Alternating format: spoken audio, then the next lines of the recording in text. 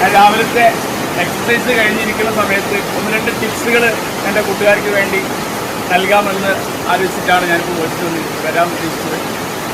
നമ്മളെല്ലാവരും ഉയരങ്ങൾ കീഴടക്കാൻ ആഗ്രഹിക്കുന്ന ആളുകളാണ്, സക്സസ് ആവണമെന്ന് ആഗ്രഹിക്കുന്ന ആളുകളാണ്.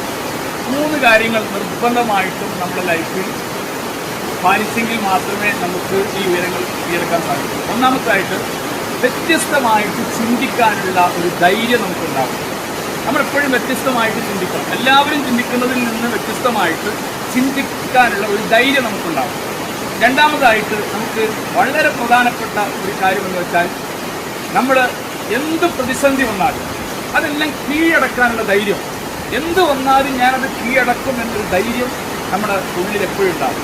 മൂന്നാമതായിട്ട് ആരും സഞ്ചരിക്കാത്ത പാതയിലൂടെ സഞ്ചരിക്കാനുള്ള ധൈര്യം എന്ന് പറഞ്ഞാൽ പുതുതായിട്ട് എന്തെങ്കിലും കാര്യങ്ങൾ കണ്ടുപിടിച്ച് ആ വഴിയിലൂടെ നടക്കാനുള്ള ധൈര്യം. അങ്ങനെയാണല്ലോ ഫേസ്ബുക്ക് ആണെങ്കിലും ഇൻസ്റ്റാഗ്രാം ആണെങ്കിലും വാട്സപ്പ് ആണെങ്കിലും ഇവരൊക്കെ വേറെ ആരും ചെയ്യാത്തതിലേക്ക് ഇറങ്ങിയതാണ്.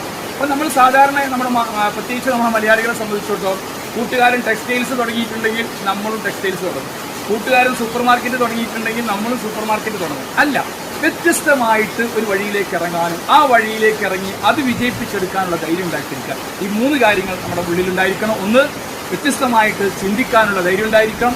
രണ്ടാമത്തത്, എന്ത് പ്രതിസന്ധി ഉണ്ടെങ്കിലും ആ പ്രതിസന്ധി കീഴടക്കാനുള്ള ധൈര്യം ഉണ്ടായിരിക്കണം. മൂന്നാമതായിട്ട്, വ്യത്യസ്തമായിട്ടുള്ള ഒരു പാതയിലൂടെ സഞ്ചരിക്കാനുള്ള ധൈര്യം ഉണ്ടായിരിക്കണം. ഈ 3 കാര്യം ലൈഫിൽ ഉണ്ടാക്കിയെടുത്താൽ ഉയരങ്ങൾ കീഴടക്കാൻ നമുക്ക് സാധിക്കും. എല്ലാവർക്കും ഉയരങ്ങൾ കീഴടക്കാൻ സാധിക്കട്ടെ. Thank you. All the best.